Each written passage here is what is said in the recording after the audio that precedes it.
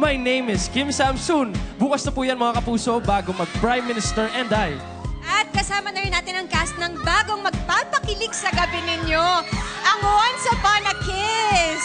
Yes, andito po sila, Sir Michael De Mesa, Mr. Kippy De Leon, Miss Mandarin Reynes, Miss Mariel Pamintuan, and Miss Nova Villa. And Sabrina Man, Miggy Jimenez, Eunice Lagusad, Betong, and of course, Bianca Umali and Miguel Tan Felix!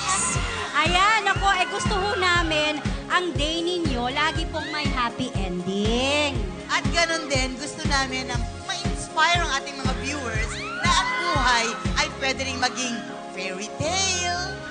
Kaya sana ay manood kayo ng Once Upon a Kiss, ang regalo ng GMA sa inyo this 2015. Ay, salamat.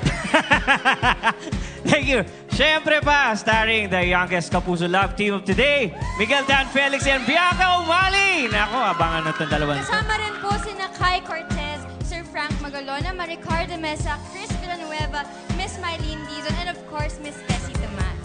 Yes, ito po ay directed by Miss Binibining Joyce Bernal. Grabe, napakagaling po, kaya abang-abang po, Binibining Joyce Bernal.